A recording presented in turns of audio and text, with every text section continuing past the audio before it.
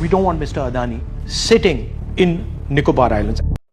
Great Nicobar project पर राहुल गांधी का बड़ा हमला। क्या पर्यावरण के नाम पर हो रहा खेल? आज बात होगी उस मुद्दे की जिसने फिर से राजनीति, पर्यावरण और कॉरपोरेट कनेक्शन पर बड़ा सवाल खड़ा कर दिया है। कांग्रेस नेता राहुल गांधी ने ग्रेट निकोबार परियोजना को लेकर मोदी सरकार पर एक बार सीधा हमला बोला है। राहुल गांधी का आरोप है कि रक्षा और विकास के नाम पर भारत की सबसे अनमोल इकोलॉजिकल लैंड को बर्बाद किया जा रहा है ताकि वहां होटल, कैसीनो और रियल एस्टेट प्रोजेक्ट बनाए जा सके। And they said, listen, we're going to go to the site of this project. The plan is you cut these thousands and thousands of trees and you illegally ship them out and you make billions and billions of dollars and you use that money to build your hotels, your casinos and your little real estate play. That's what's going on. 161 square kilometers. Please understand this. This is 4 times New Delhi. And they're building this project in the most pristine ecological environment this country has. And they're snatching away the land from people who are made to settle there. And they're snatching away the land from tribals.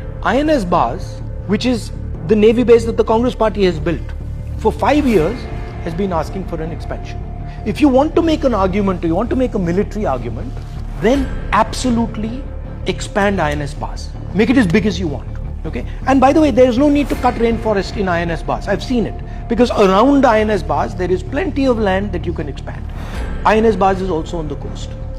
The point is that they want to help Mr. Adani. And these criminals are hiding behind the Navy, behind the forces, to steal Indian land. That's what's happening. They're saying they want to build a port, a transshipment port. It's a non-starter because they are already building a port in Kerala, which is on the mainland. So that's the first lie.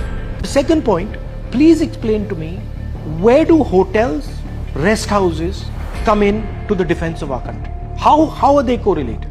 The other lie that they're telling is that this forest has 145 trees a hectare, which is basically a lie. This forest has 145 trees in a few meters, not a few hectares. The problem is you want to steal 1.5 crore trees, each of which cost 3 lakh rupees, and fund your own little real estate play. That's the problem. So don't give me this nonsense about defense of India. Every single BJP person who's spreading this is trying to protect Mr. Adani and his interests and his link with the Prime Minister of India. अब सवाल उठता है, क्या सच में राष्ट्रीय सुरक्षा के नाम पर पर्यावरण की बलि दी जा रही है या फिर यह सिर्फ एक राजनीतिक हमला है? दरअसल राहुल गांधी ने अंडमान निकोबार की अपनी यात्रा का एक वीडियो सोशल मीडिया पर शेयर किया है। उन्होंने दावा किया कि उन्होंने खुद वहां सदियों पुराने पेड़ देखे, दुनिया की सबसे खूबसूरत कोरल रीफ देखी और उन आदिवासी समुदायों से मुलाकात की जिनकी जमीन छीनी जा रही है। राहुल गांधी ने कहा कि सरकार कह रही है यह प्रोजेक्ट रक्षा और ट्रांसशिपमेंट पोर्ट के लिए है, लेकिन असलियत कुछ और ही है। उनका आरोप है कि यह पूरा प्रोजेक्ट एक बड़े बिजनेसमैन को फायदा पहुंचाने के लिए बनाया जा रहा है। उन्होंने सीधे तौर पर गौतम अडानी का नाम लेते हुए कहा कि सरकार अडानी की मदद कर रही है। राहुल गांधी ने दावा किया है कि 1.5 करोड़ पेड़ काटे जा रहे हैं, कोरल रीफ्स को नक्शे से हटाया गया, आदिवासियों और पूर्व सैनिकों को विस्थापित किया जा रहा है और इसके पीछे असली मकसद है होटल, कैसीनो और लग्जरी रियल एस्टेट बनाना। उन्होंने कहा, अगर रक्षा की बात है तो INS बज़ का विस्तार कीजिए, कांग्रेस पूरा समर्थन करेगी। यानी राहुल गांधी का कहना है, अगर सुरक्षा जरूरी है तो सेना के एक्सिस्टिंग इंफ्रास्ट्रक्चर को मजबूत करो, लेकिन जंगल क्यों काटे जा रहे हैं? दोस्तों, ग्रेट निकोबार सिर्फ एक द्वीप नहीं है, यह भारत की सबसे संवेदनशील इकोलॉजिकल जोन में से माना जाता है। यहाँ rare species, dense rain forest और मराइन बायोडाइवर्सिटी मौजूद है। एक्सपर्ट पहले भी चेतावनी दे चुके हैं कि बड़े पैमाने पर कंस्ट्रक्शन से वहां का इकोलॉजिकल बैलेंस बिगड़ सकता है। सरकार और समर्थकों का कहना है कि यह प्रोजेक्ट भारत के स्ट्रेटेजिक इंटरेस्ट के लिए बेहद जरूरी है। यह हिंद महासागर में भारत की पकड़ मजबूत करेगा, ट्रेड रूट्स को बूस्ट देगा और फ्यूचर मैरीटाइम सिक्योरिटी के लिए अहम साबित होगा। लेकिन विपक्ष पूछ रहा है, अगर यह सिर्फ रक्षा परियोजना है तो फिर होटल, गेस्ट हाउस और टूरिज्म इंफ्रास्ट्रक्चर की जरूरत क्यों पड़ रही है?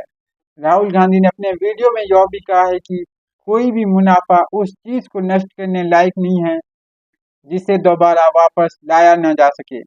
अब सोशल मीडिया पर भी बहस तेज हो गई है। कुछ लोग राहुल गांधी की बातों को पर्यावरण बचाने की बात बता रहे हैं, तो कुछ इसे केवल राजनीतिक नैरेटिव बता रहे हैं।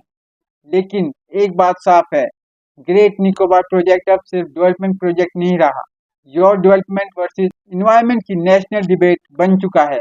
आप क्या सोचते हैं, क्या भारत को स्ट्रेटेजिक ग्रोथ के लिए ऐसे प्रोजेक्ट की जरूरत है, या फिर प्रकृति और आदिवासी अधिकारों की कीमत पर विकास सही नहीं है? कमेंट करके अपनी राय जरूर दें और मेरे YouTube चैनल को सब्सक्राइब जरूर करें।